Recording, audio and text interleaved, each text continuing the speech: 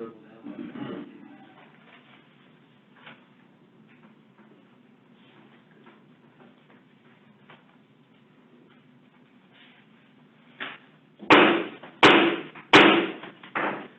It is 7 o'clock. This is C.J. Thomas, Town Council Chair. We are calling this meeting to order. Before we start, just a couple of items. It's nice to be back after 178 days away, sitting at the Diaz together. We are wearing masks, as you can see. When we are speaking, some of us will be taking our masks off to speak into the microphone so you can hear us more clearly. We will be stating our name before we speak because there are people coming in on Zoom. That will be two slightly different orders of business from what we normally do. You see we've got our plexiglass separating us all here, and we have no public with us right now, so we have the Zoom. All calls will be coming through the Zoom. We will start for the first time in 178 days saying the Pledge of Allegiance together. I pledge allegiance to the flag of the United States of America and to the republic for which it stands, one nation, under God, indivisible, with liberty and justice for all. We were all in sync to this. Okay, we will start off with presentations and recognitions. First one is for the Unionville Lions Club. Good evening, Chris Fagan. CJ asked me to read this proclamation, and I'm glad to do it, having served as chair of the Board of Education and seeing this process essentially take flight from its infancy and now to completion. So it's a wonderful addition to the school district, and without further ado, I will read the proclamation for the Unionville Lions Club.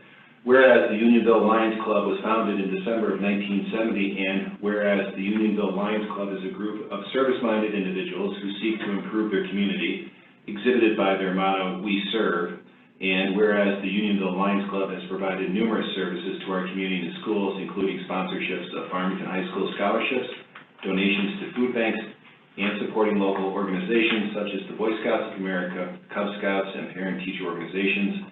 And whereas the Unionville Lions Club generously donated $50,000 to Westwood's Upper Elementary School Playground and Recess Expansion Project, and whereas, as a result of the Unionville Lions Club's long history of service in our community, the lives of the people of Farmington and Unionville have been enriched and enhanced. Now, therefore, let it be resolved that the Town Council thanks the Unionville Lions Club for their generous donation and for making a positive impact on the Farmington community. Dated this 8th day of September, 2020 at Farmington, Connecticut, C.J. Thomas, Chair of Farmington Town Council. Thank you, Chris. Our next proclamation is the Farmington Community Center. Thank you, Joe Capifarelli. And it's an honor for me to do this since I am part of the Community Chest for the last couple of years. Whereas the Farmington Community Chest is a nonprofit organization founded in 1931, and whereas the Farmington Community Chest's mission statement is to support initiatives to provide basic human needs, coordinate educational opportunities, and enhance community life for all residents of Farmington by making funds available to support programs and projects that specifically address these priorities. And whereas the Farmington Community Chest has supported the community through sponsorships, camperships, assisting senior citizens, and donating to various projects. And whereas the Farmington Community Chest generously donated $20,000 to the Westwood Upper Elementary School Playground and Recess Expansion Project. And now, therefore, let it be resolved that the Town Council thanks the Farmington Community Chest for the generous donation and for making a positive impact on the town of Farmington community. Dated this day, the 8th day of September, 2020, at Farmington, Connecticut, C.J. Thomas, Chair of the Farmington Town Council. Thank you, Joseph. And we will be reading those again tomorrow at 4 o'clock at the Westwood Upper Elementary School Playground for the ribbon cutting. We will now go on to public hearing, of which we have none. New items? None. Public comment. As we move on to public comment, if you are logged in and only on a computer, please raise your hand virtually. We'll lower your hand as confirmation that you've been added to the list of speakers. Do not lower your hand on your own.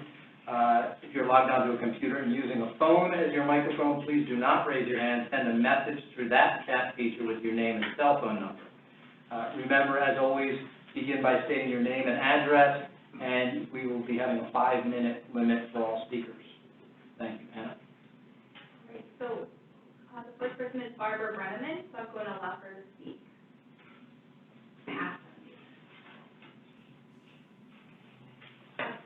Barbara? Yes, it's Barbara Brenneman. I live at 15 Twin Ponds Drive in Unionville. I am the Democratic Registrar of Voters for the town of Farmington. And I'm here tonight just to communicate with our community the strength of a safe polls team that was put together by our town manager.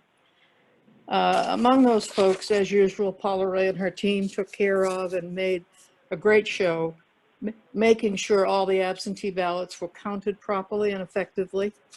Part of an ongoing team effort is Devin Aldeb in the town manager's office, who did all that last minute ordering for us, the things that we needed, the things that came up at the last minute. Devin followed up with great service to us. We have Sylvester Furlon, who is one of the workers in Town Hall. He did all the sanitizing, mixing and pumping and bottling so that everything that went to the polls was done properly.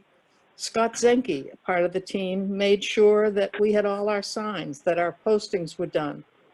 Brian Rush, who is our IT guy, made sure that our phones and our computers were up and running. And Brian is there at 5 o'clock in the morning to make sure that happens on voting day. And then there were a couple of real leaders in the pack. One is Steve Hoffman. I'm not sure what either Ed Leary as a registrar or I as a registrar would have done without Steve Hoffman. He had the resources for all the materials that we needed, the face shields, the masks, the gloves, the sanitizers, the shields that went up for absentee balloting. Just wonderful service to our community. And then the organizer, the one that kept me organized, was Erica Robertson, who was our assistant town manager. She had everything charted for me. I knew what I needed, when I needed. I knew what had been ordered and what hadn't been ordered. I needed to know at every stage of the weeks in advance of the primary what was going on. And Erica was the lead point on that. And I appreciate that more than you'll ever know. I hope that Kathy, our town manager, goes forward with another safe polls team for November. I think we need it. And I just wanted to come by and applaud all of you for a job well done. You made my life much saner. You made our voters safe, and you made our poll workers confident that we had gone out of our way to make them comfortable at the polls. So thank you. That's all I wanted to say. Thank you. And thank you, Barbara, and especially thank you for bringing that to our attention and mentioning all the people who had such a significant part in doing that. Any other public comment? Yes, we have Matt Hudsinger. I'm going to ask to unmute him, so go ahead. Hi, it's Matt Hudfagner. Can you hear me? Yes. Yes. Hi, everyone. Matt Hudfagner, 4 Deepwood Road. I took an early look at tonight's agenda and noticed, the school budget line came in under for 2019-2020, which, especially under the circumstances that we all live in with the budget pressures. I appreciate the Board of Ed being responsible and giving money back to the town. And I hope the town council considers that with the pressures the school will face this year, right? With trying to return to school in the current hybrid mode and hopefully full-time as much as possible. Thank you. Thank you, Matt. Any other public comment? None that I see. Okay. Hearing no other public comments, we'll be moving on to item G, reading of the minutes. Peter? Peter Maskovicz, I'd like to make a motion to approve the July 14th, 2020 regular town council meeting. Joe Catanzaro, second. We have a motion and a second. Do we have any comments or questions on the minutes from July 14th? Seeing none, all in favor? Aye. Opposed? Motion passes unanimously. Next, reading of communications and written appeals. Kathy Blonsky, Town Manager, you have two pieces of correspondence in your packet. One was correspondence to Pura from me, and the other was a correspondence from Services for the Elderly. The Services for the Elderly is thanking the Town Council for their support, and the letter to Pura, as you can read, was this was my testimony about the town's unhappiness with Eversource efforts during the storm. Thank you, Kathy, and anyone who gets a chance to read that letter to Pura, they can see the definition of a strongly worded statement in that letter. Moving on, report of committee, Yukon Health Committee. Oh, no report, that's me. It's been a while, I apologize. Land Acquisition Committee. Peter Maskovich, this is nothing new to report. The Green Effort Committee. At this point, I'm sorry, Chris Fagan, nothing new to report other than, Erica, thank you for your efforts in getting everybody back together again. So we will be scheduling a meeting, after a brief hiatus, back on a meeting schedule, coming up very shortly. I have no date set yet right now. Thank you, Chris. And Farmington High School Building Committee. The building committee, again, Chris Fagan, sorry. The building committee, there's essentially no new developments, to report. The project remains in pause mode. The last meeting took place, I was unable to attend being out of town, but, as I said, nothing significant. We remain in that pause mode. Richard Skripek of TSKP made a note of a potential presentation for the Committee on Mechanical Systems and COVID-19. There was a determination by Richard that the presentation in its first draft was too technical and in-depth for us non-industry individuals to comprehend. So we're going to rework that, so that's going to be an item going forward. Our next meeting will be tomorrow night. Thank you, Chris. Racial Equality Task Force. Joe Capaferro, just give me a second.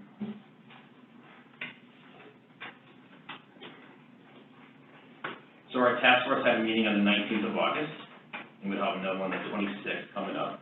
We did have a presentation from the Chief of Police, which talked about the use of force at the meeting. Our next meeting is scheduled for Wednesday, September 9th. The group is scheduled to have a presentation from the Health District, the Board of Education, and the Town Services Economic Development over the next few months. The task force's focus right now is to learn more about town services and the policies in place. After they have heard from each of the town services, they will begin to develop their timeline and action items to fill the charge of the committee. Thanks. Thank you. Item J, report of the council chair and liaisons. Report from the chair. Since our last meeting, as seems to be the norm this year, a few things have been going on. We had, as Barbara Brenneman mentioned earlier, a primary that went off very well. As she mentioned, everyone involved did a great job. I had someone who was working at the polls earlier concerned about how it would go and questioning whether they would feel safe. And I got that same person reaching out afterwards saying, yes, I felt incredibly safe. The town has done everything they could. So I appreciate hearing that from the people who are actually on the front lines and working at the polls. Also, we had a storm. As everyone is well aware, most of our town lost power for a fair amount of time, a number of days. We did have Eversource come in and clear our main arteries on, I believe that was Thursday night finally. Farmington Avenue, Brickyard Road, and New Britain Avenue were opened up for traffic so we could get people throughout town, because prior to that we had one lane on Farmington Avenue. There was incredible gridlock. On Friday, it seemed, the trucks showed up from out of town.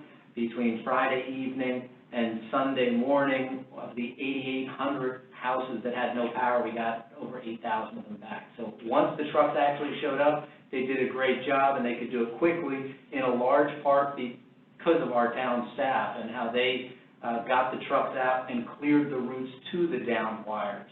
Our town was working from day one to cut all the trees out of the roads and everything that was not near the wires, so it was not a danger for them to work on. So when Eversource did finally show up, they could get right to work, and they didn't need help getting to those spots. So a thank you to all the town people who worked on that. Including, I think Peter, who had a chainsaw at one point, was helping cut some branches on the street. With the police chief. With the police chief, yeah. The waterfront has been very busy all summer long. Again, the town has done a great job of policing that. I think they've been not only having to clean up after some out-of-towners who have been visiting us, but just trying to keep people, I guess, behaving as they should be when they're on the waterfront. We did close down parts of the waterfront that were a nuisance to the neighbors, and we discussed this with the neighbors before we did that. So we were limiting access in certain places. I would assume that won't be too long ongoing as the weather changes, but you wouldn't know that by today's weather. Also, we'll be discussing later our Farmington Village Center. We were walking through that, but that'll be a later report. We were looking at the sidewalks that we're going to begin working on, and you just heard from the Racial Equality Task Force. It's had 2 meetings so far, and I believe over the course of the next 8 days or 9 days, we'll have 2 more meetings, so they've been quite busy. So that's all I have right now. So now we'll turn it to the Board of Education liaison. Chris. Chris Fagan. The school year has commenced. The Return to School program for Farmington is closely aligned, the program structure is closely aligned to the Connecticut Reopening School Plans and adheres to the requirements within the statewide planning document as we prepare for the coming year. So the guiding principles for our planning includes a focus on the health and safety of all the members of the school district, the social emotional well-being of all members, and a strong focus on equity as well as academic excellence for all our students. I would counsel everybody that if they're so interested to go to the website for the Board of Education at tsct.org for links to the Connecticut State Department of Education materials on guidance for decision-making on various models to use, responding to COVID scenarios, and learning model indicators. There's a wealth of information out there for everybody's, and resources for everybody's information. I would strongly recommend if you're interested to visit the website. The return to school format that we're adopting right now is sort of a 3-cohort approach. Cohort A, last names beginning A through K, cohort B, last names L through Z, and cohort C, students attending full-time remote learning. By way of example, cohort A would be attending in-person learning this week, while cohorts B and C are engaged in interactive learning, and next week it would switch where cohort B would attend in-person learning and cohorts A and C, and they'll change as they go through. That allows for better tracing of any developments relative to COVID and then cleaning of the facilities. For informational purposes, lunch is served daily for both in-person interactive learning. Grab-and-go format for lunches is available for families in need, engaging in the K through 12 interactive learning. There's in plan a gradual transition to a full in-person model that will allow the district to ease into school year with mask wearing and other mitigation practices in place. This will allow the students to build predictable routines in both in-person and interactive learning. The Board of Education's goal is to monitor the health trends at the outset prior to bringing cohorts together in a staggered approach to full in-person learning model in mid to late October. Thank you, Chris. Economic Development Commission. Yes, Edward Gianeros. The Economic Development Commission is hosting their fall business breakfast on September 22nd from 8 a.m. until 9:30 a.m. The keynote speaker will be Mr. John Trainer, Executive Vice President and Chief Investment Officer at People's United Advisors. Mr. Trainer will share his thoughts and insights on the Connecticut economy in 2020 and beyond. As Chief Investment Officer, John directs the overall investment process and has ultimate responsibility for the work of various investment committees. He also serves as the chief spokesman for the firm's investment outlook through regular strategy briefings. He's appeared regularly on CNBC, Nightly Business Report, and Fox Business Network, as well as being quoted in the New York Times and Wall Street Journal. You can either register to join this event in person, which is limited to 80 people and will be an outdoor event following all the social distancing guidelines, or via Zoom. And the next EDC meeting is scheduled for tomorrow, Wednesday, September 9th at 5:30 p.m. Thank you. Thank you. Farmington Historic District Commission. We did not have a meeting last month. Thank you, Brian. Housing Authority. Gary Colombo, nothing to report on. Yeah. Human Relations Commission. Joe Capitafaro.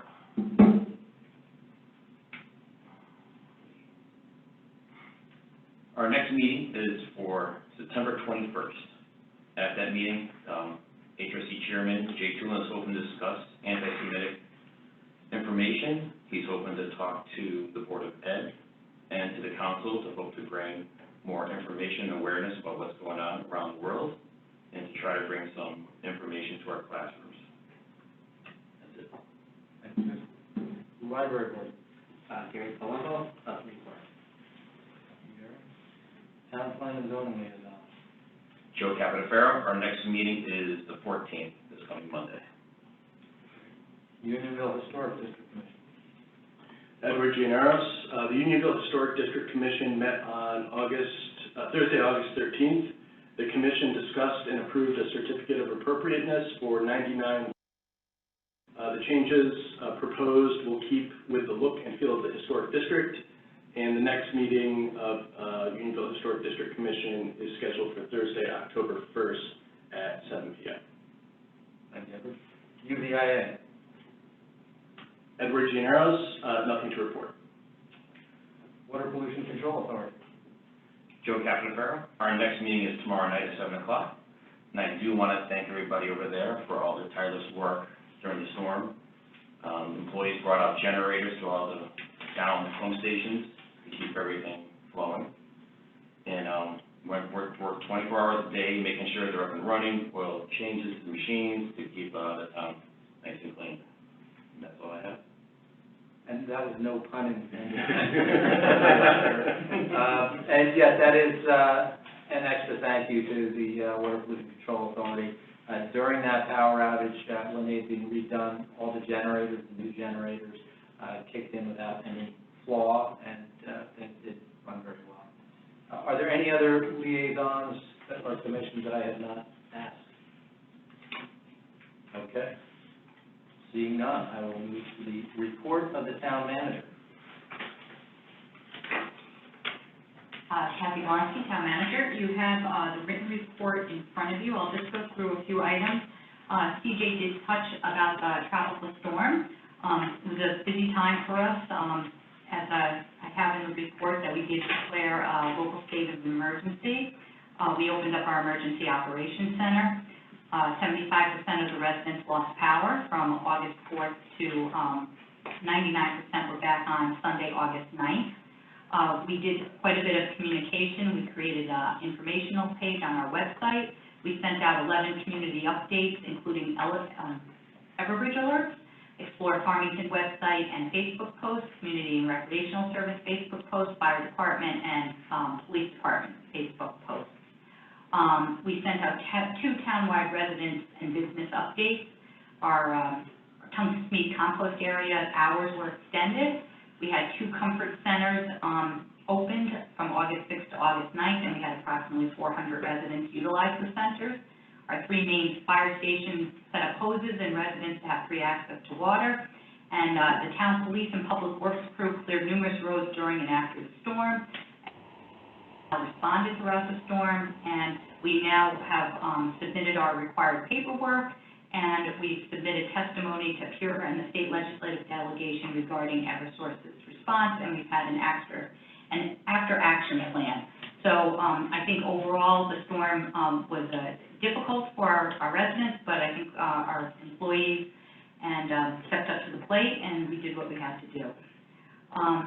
We received a safety award in our fire department, and that safety award is presented to a fire service organization that has demonstrated an outstanding commitment or made significant strides in the health and safety of its firefighters with continual progressive programs and initiatives. So congratulations to our fire service and the award that they received.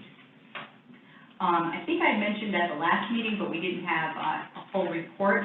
I'm really pleased to announce that we've recently been awarded a number of grants for public works projects. The first one is $1 million from the State of Connecticut Department of Economic and Community Development for the Main Street Sidewalk Improvement Project. So that one, I think we did mention it, but that was $1 million. The second one was $1 million from the State of Connecticut Local Transportation Capital Improvement Program, the LOTSIP for the second phase pavement rehabilitation project for Brickyard Road. And the third one was $150,000 from the Capital Region Council of Governments, CROG, for a grant to conduct a study of the third bridge. This grant will enable the state to conduct research on a proposed location for the third bridge and act as a catalyst for future funding for the construction of the bridge. This funding for this grant was comprised of 80% federal funds, 10% CROG funds, and 10% from the town of Farmington. Russ Arnold, who's here in the audience, applied and received those grants, so thank you, Russ.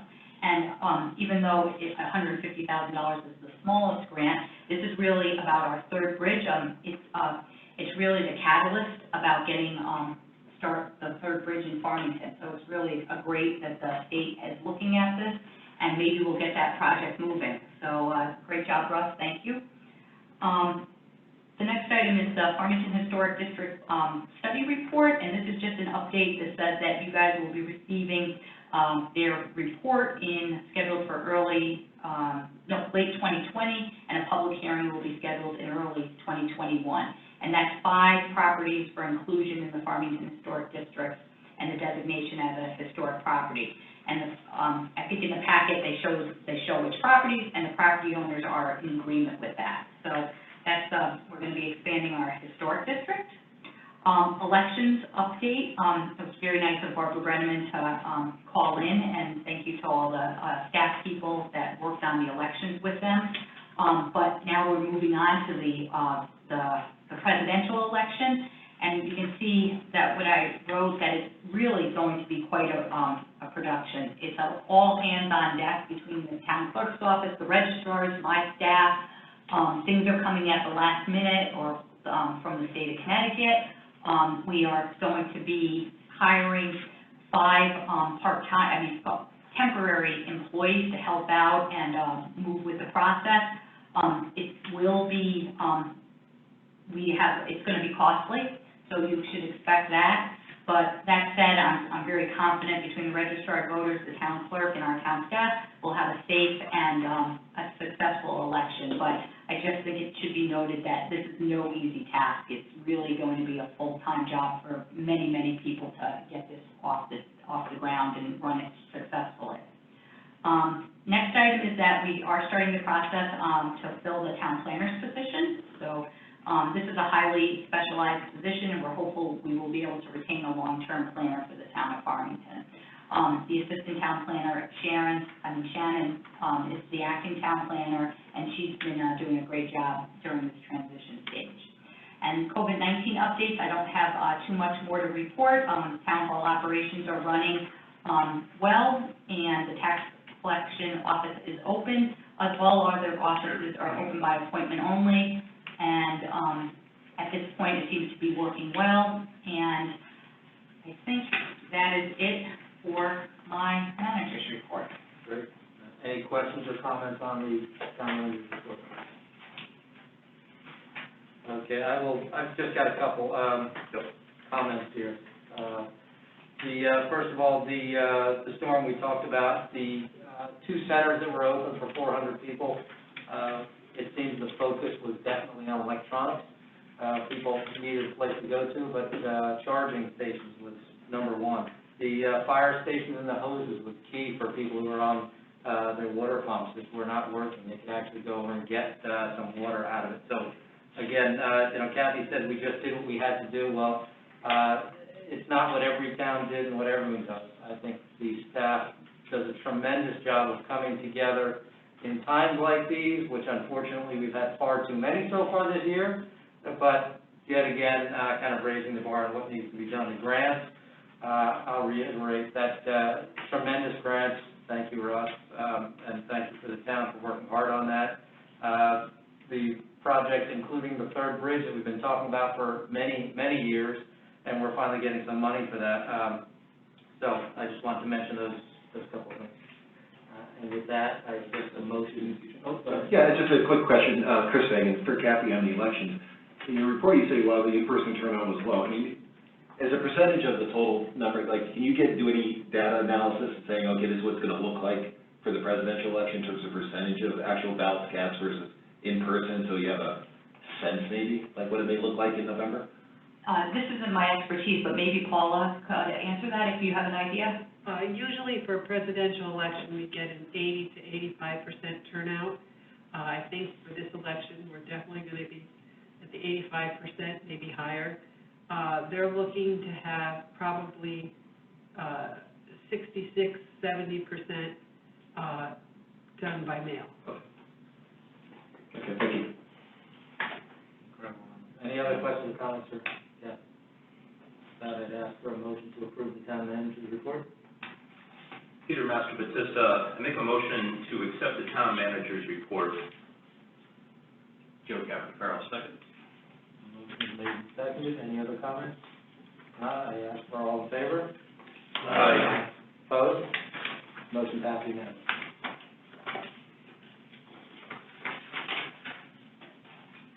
Moving on to item L, appointment.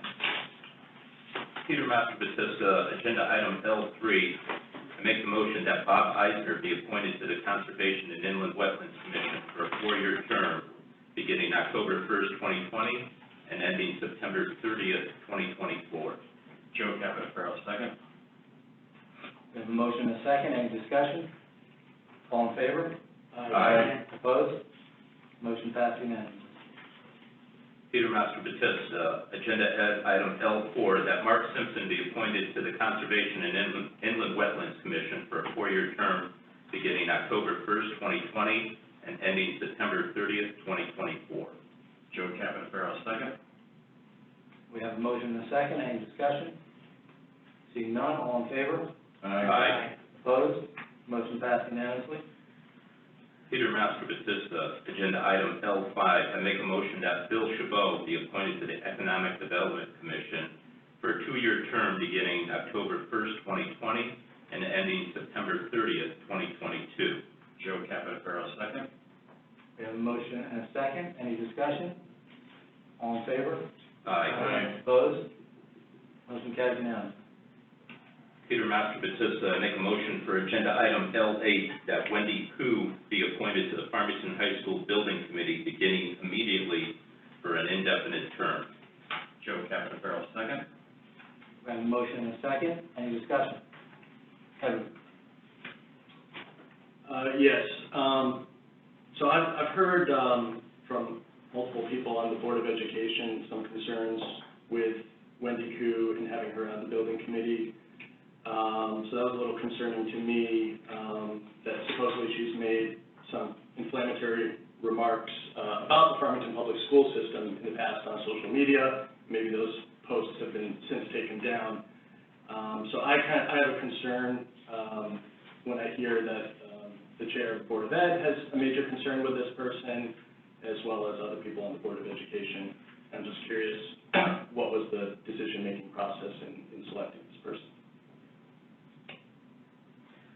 We found someone who is a high school teacher in Simsbury, who teaches technology and engineering, who has been involved in this process and following the process for a number of years, and also is a regular attendee at the Connecticut Home Builders Association and a lifelong resident of Farmington. So we thought that was a very good fit for this board. Could I just ask one Yes, question? Brian, absolutely. And who is she replacing? This is Brian Conley. Who would she be replacing on the board? Garth Meehan, he moved out of town, he's in Simsbury now. Right, and he was an architect, right? He's a builder. He's a builder. Not a Designer. architect, but- Okay, builder designer. So, as I recall, when they were putting that panel together, they were picking everyone for some very specific information and expertise that they had. And now this person's a teacher, and I'm sure she has great qualifications as a teacher, but I'm wondering, for the balance of the panel, should we be looking at someone who has builder, structural engineering? Because we also lost Paul Cianci, who's a structural engineer. So we've lost now a structural engineer and a builder or someone with building experience. That I think that kind of throws the experience pot that we put together a little bit out of whack. And I know we have some very strong educational people on the panel. And I'm wondering, not that I have anything against, the recommendation, but my question is, should we be trying to find someone with the expertise that has gone missing so that we have the proper balance for the input that this commission requires? That's a good question, Brian. I think First off, as I recall, we didn't have a specific checklist of different types of career paths that were on this committee. We do still have a builder. I'm not sure whether there's a builder and a designer, or just a builder on the committee currently. Also, the phase that we're in right now compared to when we were starting this process and looking and choosing a design, we've already gotten past that. We've chosen a design. I've had discussions with people on the building committee in the past. And one of the things that we talked about was how the committees change what their focus is right now, and it's sort of not working on that building design. So I don't think that's quite as important right now. The other thing, just to address Edward's comments, as far as any comments, I went back 18 months on social media and could find no comments. It's possible there were some that were before that, and it was brought to my attention also by the chair of the Board of Ed that this person did not support the building when it first came forward, the last time when actually the project failed 2-1. When we were putting together the committee, and Ed can confirm this, when we put Paul Cianci, who Brian just mentioned, I did have some people at that point questioning someone who was vocally against the initial building committee, and should they be on this building committee? And having that diversity of thought universally from the building committee members, it has been a very positive outcome. You know, we talk about being inclusive. A couple of years ago when we started, when I returned to the council, that was something that I heard a great deal. I'm fairly certain I saw it both in Ed and Brian's mailers during the campaign that we should be more inclusive. Wendy is someone who has not been on any of these town committees in the past, so we're adding a new name. We're adding, again, a teacher. Although there are educators involved, I don't know that we have any educators that are voting members. So she would be the only educator as a voting member. So we're really trying to be much more inclusive and bringing in new people and new names here. So I feel very strongly about Wendy being on here. I've known her for a number of years outside of politics. I've known her because she's a marathon runner. She's a triathlete. She's a parent, and again, she lived in town her entire life. So I feel very strongly about that. So, any other questions? Ed? Well, first of all, I want to say I agree with you in terms of wanting to have inclusivity. I think that's a great thing, and having different views, that's a great thing. I do agree with Brian that it makes more sense to fill the position with a skill set that we're losing. And I think there's one aspect of this that does lend itself well to having a designer or a builder, is we charge the committee to come back to us to meet a certain net municipal cost level. And I think having a designer or a builder on the committee is certainly going to help them get to the best outcome to meet that threshold that we set for them with net municipal costs. But they've already come back with that number. They came in at 109 point something for a range of 105 to 109. So I appreciate the thought, but we're beyond that is what I'm saying right here. We've got to the point where we're looking at design. Now we're really, the most important things are getting out to the community. One other added, since we're talking about including more people and being more open, Wendy Koo is a member of the Chinese American community.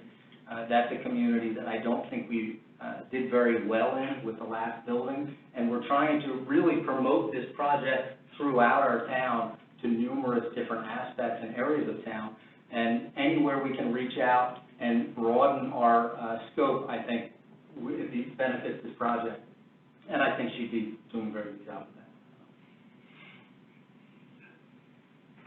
that. Any other questions or comments? Yeah, Peter Matthew Batista. I just have one comment. I don't think it's a bad thing, whether someone was for or against this project the last time.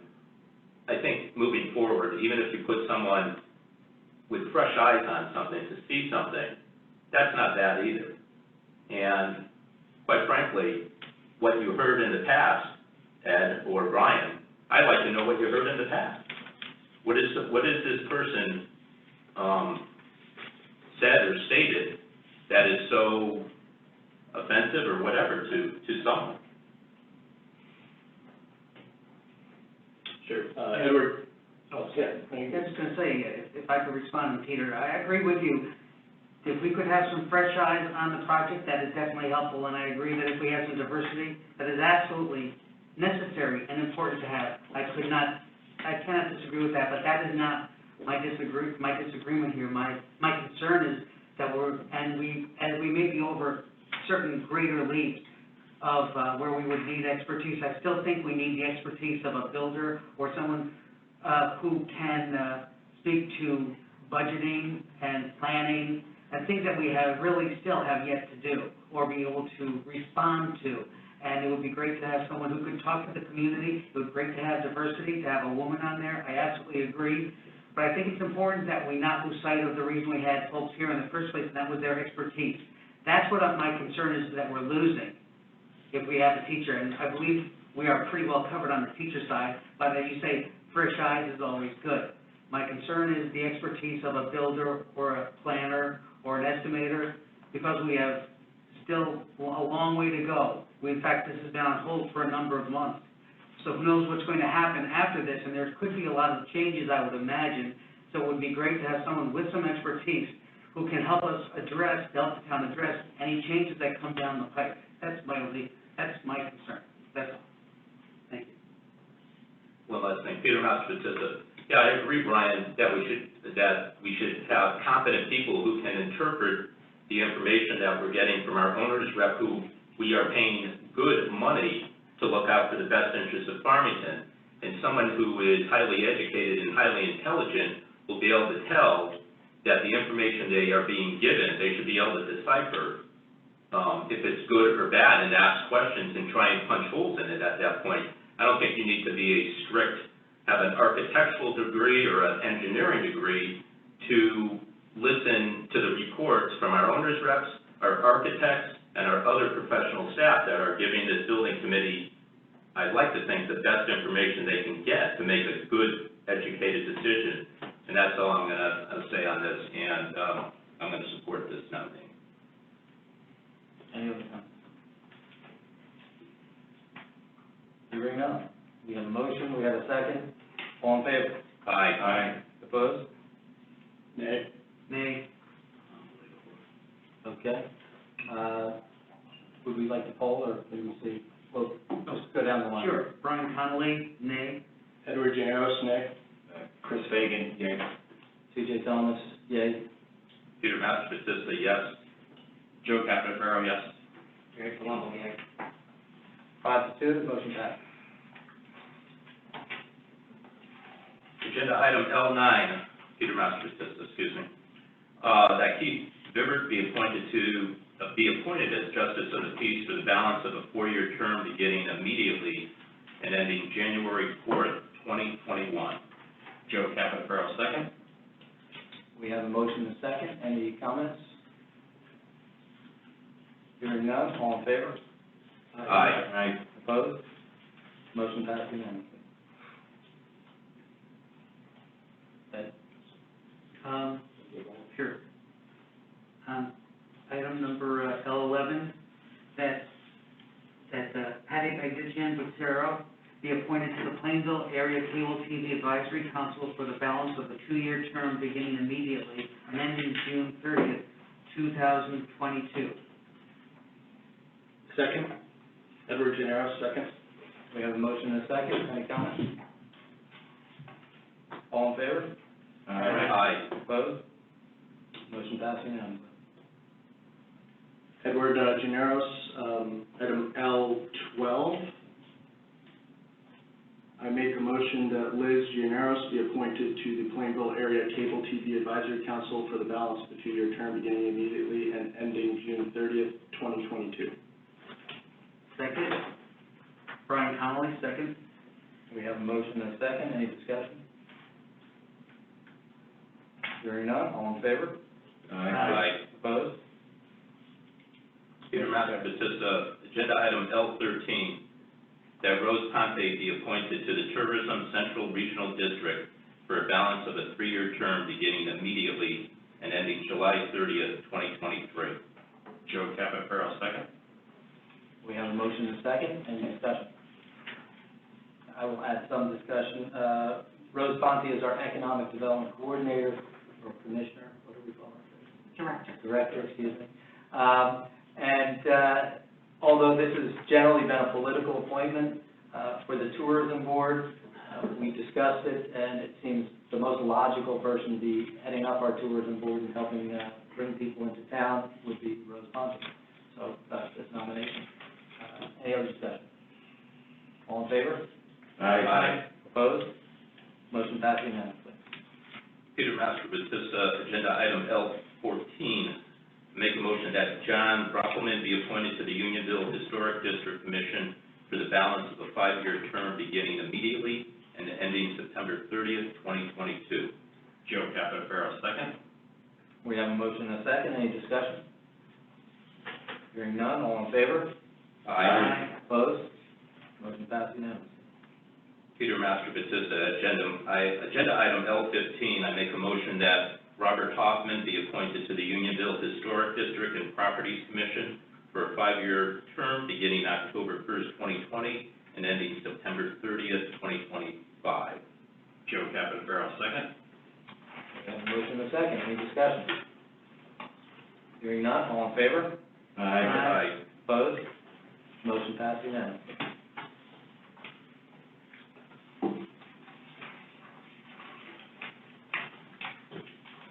Okay, moving on to item M, old business. Hearing none. Item N1, new business. Peter Master Batista, agenda item N1, I make a motion to recommend that the Farmington Village Center Parsons Property Ad Hoc Committee hold a public informational meeting on the committee's phasing and design plan, Phase 1, for replacement of sidewalks on Main Street / Route 10. Joe Catanzaro, second. We have a motion and a second. Kathy? You can see in our note that, on page 2 is our recommendations for Phase 1 for sidewalks, crosswalks, the realignment of Fulton Street and the enhancements of the realignment of the existing pocket park, and new sidewalk construction. So I don't know if members of our committee want to go through it, or you would like me to go through it. It's each of our phasing and what we recommended. As you can see, I think we met 3 times or twice, and we walked the site, and our charge was to come up with a phasing portion of the VSD streetscape improvement plan. Kathy, why don't you go through it briefly, and if any of the members of the committee have questions or comments, they can add after. Okay, so our recommendation for Phase 1 is on the sidewalks, is that both sides of the sidewalk shall be replaced starting on Main Street from Route 4 to Tungus Street. The replacement sidewalk shall be concrete. The replacement sidewalk shall meet ADA design standards, and I just wanted to make some clarification on that, is that our intent is that they would be, when conditions allow, new sidewalks will be a total width of 5 feet. The minimum allowable width will be 3 feet, however, that's not what we're aiming for. We're aiming to go for 5 feet whenever possible. Grass borders will be continued whenever possible. There will not be any brick borders. Every attempt will be made to preserve the trees along Main Street, and every attempt will be made to stay in the town's right-of-way. The crosswalks will be stamped brick. The locations of the crosswalk would be Meadow Street in front of the firehouse, Tungus Street, School Street, and Mountain Road. We're also proposing a realignment of Fulton Street and the enhancement or realignment of the existing pocket park. This realignment of Fulton Street will be done in conjunction with the sidewalk project. These funds will be from the town's road reconstruction budget, not from any sidewalk grant or town sidewalk funds. And the existing pocket park will need to be realigned and enhanced. We also are recommending, if there are funds available, the committee would like to add a new sidewalk on the east side of Main Street from Tungus Street to Main Gate subdivision.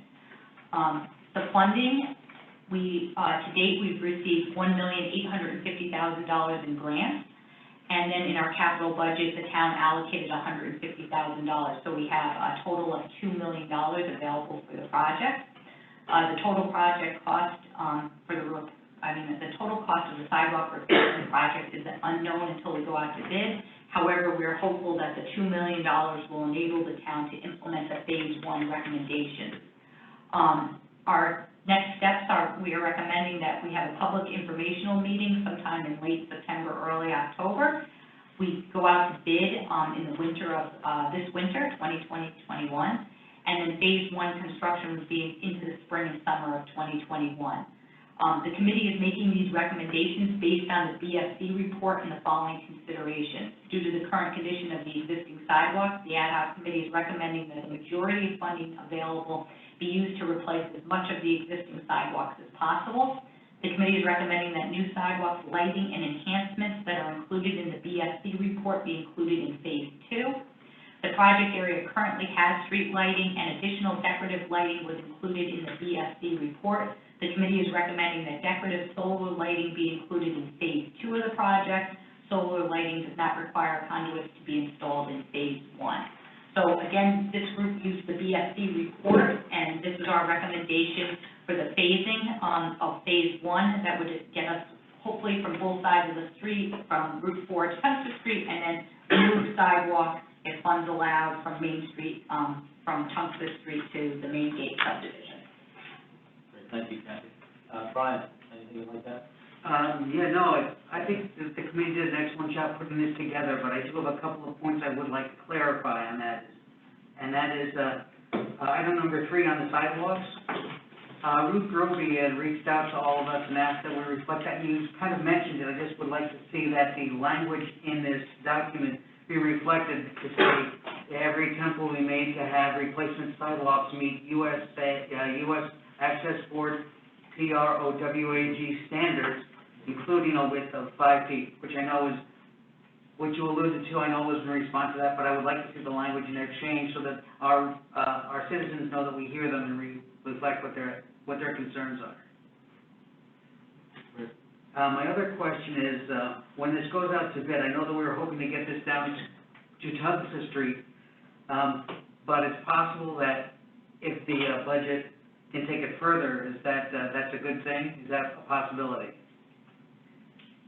Yeah, I think the intent is, if it goes out to bid, we have money available to continue it on. Right. Then the last point is, after we have our public hearing, is it possible, after hearing what the public have to say, that we could make some adjustments to this?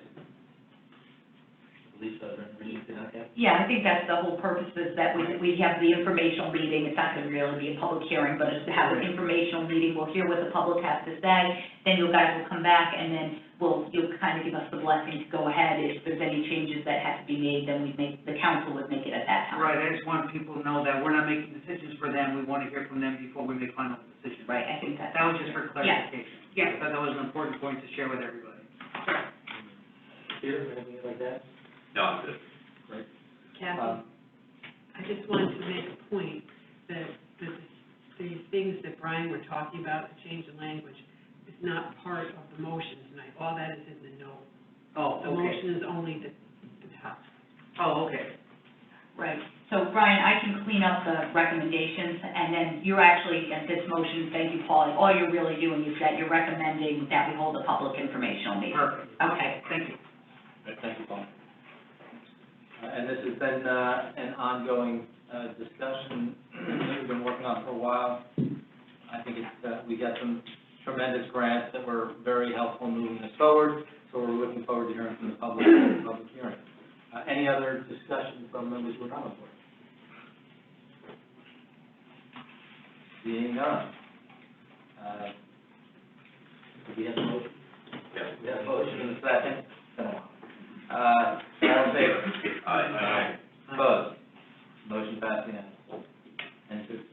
Peter Master, agenda item N2, make a motion to authorize the town manager to file and execute an application for state financial assistance with the State of Connecticut Department of Housing for an affordable housing planning grant to provide additional information to execute any other documents as may be required to execute an assistance agreement with the State of Connecticut if such agreement is offered, to execute any amendments, decisions, and revisions whereas, and to act as the authorized representative of the town of Farmington.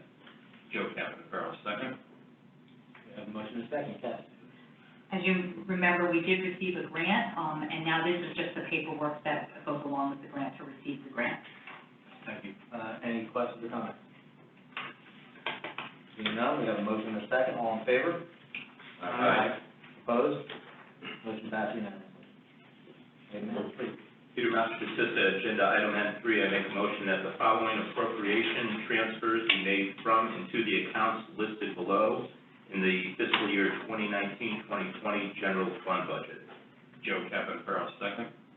We have a motion and a second. Kathy? So your motion is, this is the balance of the books, and we're transferring needed to cover overages in the various departments as part of the year-end closeout.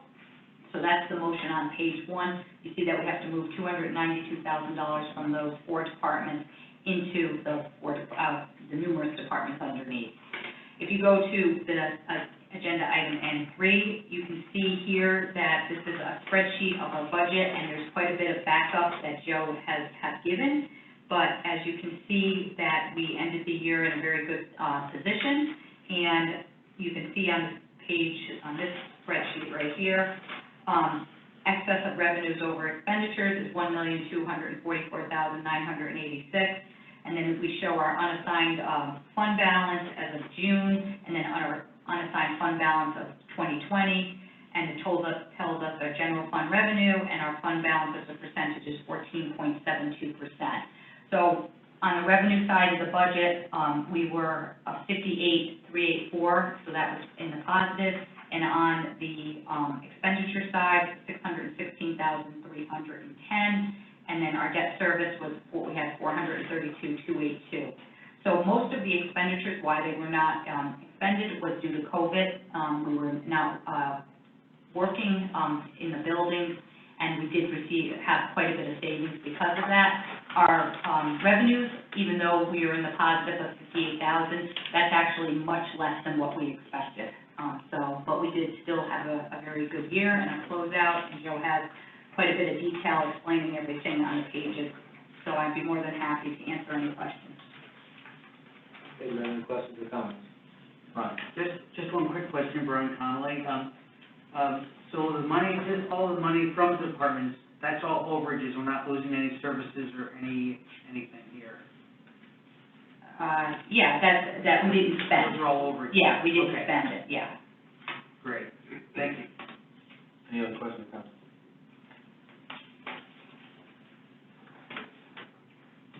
Okay, hearing none, I will just give a job well done on the expenditure side for the entire town. In light of living through COVID, we did a good job of tightening our belts a little bit and saving a significant amount of money, which put us in this situation. So thank you for all your hard work. We have a motion and a second. All in favor? Aye. Opposed? Motion passed unanimously. N4. Agenda item N4, I make a motion to appoint the members of the Unionville Historic District and Properties Commission as the Unionville Historic District and Property Study Committee. Joe Capistrano, second. Motion and a second. Yes. The Unionville Historic District and Property Commission has requested that the town council appoint their body as the Historic District and Property Study Committee for the purpose of creating new historic districts, expanding existing historic districts, and/or designating new historic properties within Unionville. So they have their members listed below. So they are starting their process, and so we're going to have the Farmington Historic District working on expanding their district, and also the Unionville Historic District. Thank you. Any questions? I just want to comment, as you see through in some of our further pages in the agenda where there are some houses listed from Farmington, basically town or individual homeowners are approached and no one is put into a historic district or designated historic without their approval. So we have a motion and a second. All in favor? Aye. Opposed? Motion passed unanimously. N5. Peter Master Batista, agenda item N5, I make a motion to award a contract for the purchase of one Pierce Hero XT 100-foot mid-mount telescoping ladder with platform truck and related equipment to Pierce Manufacturing, Inc. of Appleton, Wisconsin, at a purchase price of $1,493,657. Joe Capistrano, second. We have a motion and a second. Kevin? This motion is to contract with a fire apparatus manufacturer to purchase the 100-foot aerial ladder truck to be housed at Farmington Fire Station. This town has only one ladder truck. Funds for this acquisition were approved by town voters at the referendum held in April of 2019, and this acquisition would be under the cooperative bid issued by Houston Galveston Area Council. And so that's a regional planning commission. Our fire group, they have a committee, and they work through the specs, and this is finally coming to fruition. Great, thank you. Any questions or comments? Hearing none, all in favor? Aye. Opposed? Motion passed unanimously. N6. Peter Master Batista, agenda item N6, I make a motion to award a contract for the purchase of one 2020 model number 31699 Groundmaster 5910 wing deck mower to Pure Products Company of Enfield, Connecticut, at a purchase price of $114,549.21. Joe Capitano, second. Have a motion and a second, Kathy? This motion is to contract with a vendor to purchase a wing deck mower to replace the 2010 mower with over 3,500 operating hours. This mower has a 16-foot wingspan and is used to mow open areas such as fields. Acquisition was included in fiscal year 2021 capital budget. This acquisition would be under a cooperative bid issued. Thank you. Any questions or comments? We have a motion and a second. All in favor? Aye. Opposed? Motion passed unanimously. Peter Master Batista, agenda item N7, I make a motion to award bid number 296, maintenance and repair of police vehicles to Farmington Motorsports of Farmington, Connecticut, in accordance with your bid proposal dated June 16, 2020. Joe Capitano, second. I have a motion and a second, Kathy? This bid is to contract with a vendor to provide maintenance and repair services for all town police vehicles. The award would be for the period of July 1st, 2020 to June 30th, 2021, with the option to extend the contract for one additional year. Farmington Motorsports has been providing this service for police vehicles for several years. They are local, provide reliable services, and have been very accommodating to the needs of the police department. We did have another bid, so they were the low bid. Kathy, any questions or comments? Seeing none, we have a motion and a second. All in favor? Aye. Opposed? Motion passed unanimously. Peter Master Batista, agenda item N8, I make a motion that the following unobligated capital CIP balance be transferred to the account listed below at the request of the Farmington Fire Department. Joe Capitano, second. We have a motion and a second, Kathy? As you can see on the motion, it would be transferring $25,000 from fire station renovations into the account, $25,000 into communication upgrade. When reviewing the total amount appropriated for fiscal year 2021 from various capital projects, the three fire chiefs felt that they would rather have funds appropriated for the fire facility project combined with the communication upgrade project, so they could put their efforts into managing and moving forward with the communication upgrade project. If you remember, just recently at our budget time, we did put $25,000 in fire station renovations just to get them started, but we really weren't going to be able to do much with it. And we minused out communication upgrade to make it a longer phasing of the project. They'd like us to move that fire station renovation money into the communication upgrade where they could really get started on that, and they would be looking for the renovation money the following year. Sure, thank you, Kathy. Any questions or comments? Seeing none, we have a motion and a second. All in favor? Aye. Opposed? Motion passed unanimously. N9. Agenda item N9, Peter Master Batista, I make a motion to ratify the attached tentative agreement between the town of Farmington and the Farmington School Nurses. Joe Capitano, second. Have a motion and a second. Yes. The town and the Farmington School Nurses met to negotiate pension only in accordance with Article 6 of the agreement in effect between Farmington School Nurses and the Farmington Board of Education. The town is the responsible party to negotiate pension benefits. This group represents the Board of Education school nurses.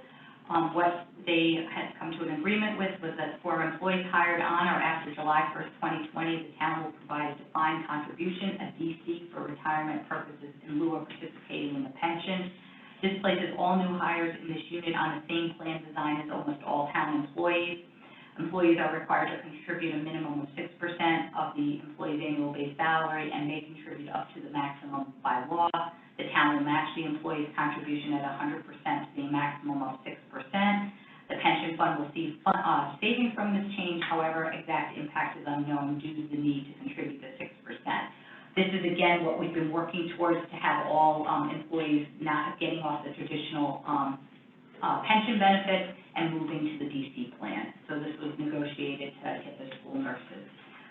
You will see in the next item, this is because it's part of our ordinance, we'll have a next item that will have to have a public hearing on it, and then it becomes part of the ordinance, but that's the next item. Thank you. Any questions or comments? Seeing none, we have a motion and a second, all in favor? Aye. Opposed? Motion passed unanimously. N10? Peter Master Batista, agenda item N10, I make a motion to set a public hearing on October 13th, 2020, at 7:05 p.m., online via Zoom webinar to amend the Farmington Town Code, Chapter 51, Pensions. Joe Capitaro, second. As I just mentioned, the pension is outlined in Chapter 51 of the code, and it needs to be updated to include this new provision for the Board of Education school nurses. The first step is an ordinance change process, is to hold a public hearing on the changes. If there's no objection to the changes, there will be an item on the next town council agenda to approve the ordinance update. Thank you, Gabby. Any questions or comments? Have a motion and a second, all in favor? Aye. Opposed? N11? Peter Master. Passing unanimously. Yes. Peter Master Batista, agenda item N11, I make a motion to accept and approve the Route 4 Transportation Safety and Improvement Study. Joe Capitaro, second. Have a motion and a second, Kathy? The work for the Route 4 Transportation Safety and Improvement Study began in 2016 and included an advisory committee comprised of representatives from the town of Farmington, Prague, Connecticut DOT, Yukon Health Center, and Metro Realty, with consultants from Ty and Bond. And you can see the different goals of the study. This is a study we've been using, even though it's just finally being finalized. But if you can, right now in the study, it's in the whole Yukon area, and there's numerous goals. And now we take this study and we apply for grants to have this implemented. So that's the whole purpose of it. And it's the areas, all intersections along the Route 4 corridor from the drug handle to Talcott Notch Road, all intersections along South Road from Route 4 to the four-way stop sign at Colt Highway, all intersections along Colt Highway, Route 6 from South Road to Birdseye Road, and all intersections along Munson Road from South Road to Middle Road. Yeah, and these recommendations address both existing issues and those resulting from the forecasted travel demand and potential development growth that is expected to occur in the town of Farmington and the surrounding region by the year 2040. Great, thank you, Gabby. Any questions or comments? Brian, One thing that I didn't say here, I may have missed it, but did I hear some discussion of, doing a roundabout at the Route 684 entrance? There is a roundabout, Russ, maybe you can talk to that. All in favor? Yes, please.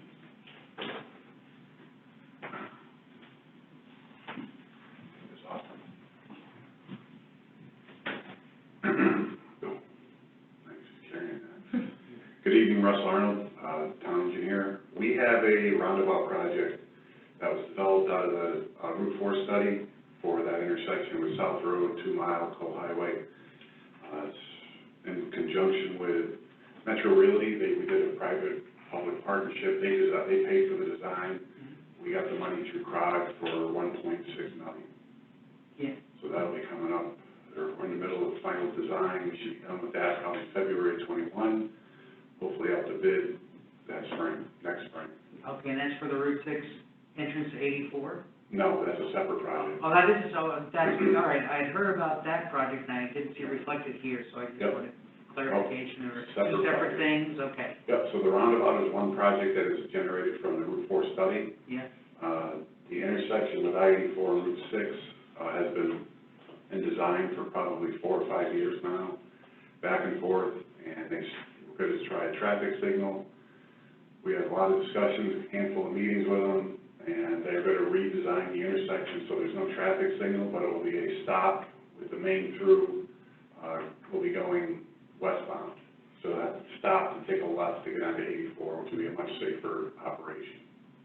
But it totally is two separate projects. Two separate things, I didn't see reflected here, and that's the only reason I asked, Yep, no problem. but thank you, Mhm. and nice work on the grant. Thank you. Any other questions for Russ? So will that officially be known as Russ's Roundabout? No. Oh, that's Jeff Ollendorf roundabout. Edward? Just a general comment, this is something I'm glad to see happening. I know after the major renovations that we did, the state did on Route 4, that seemed to improve the flow out of town quite a bit to get to the highway, but really coming back in, we hear a lot of complaints, and I've experienced it firsthand, it's still quite a problem, so I'm looking forward to, hopefully seeing some good solutions where we can improve that traffic flow. Any other questions or comments? We have a motion and a second. All in favor? Aye. Opposed? Motion passed unanimously. N12. Peter Masterson, agenda item N12, I make a motion to adopt a resolution authorizing the town manager to execute an application for state financial assistance with the State of Connecticut Department of Economic and Community Development for sidewalk and streetscape improvement in the village section project. Joe Capitafaro, second. Have a motion and a second. Captain? This again is, we were awarded the $1 million grant, this is the paperwork to receive the grant.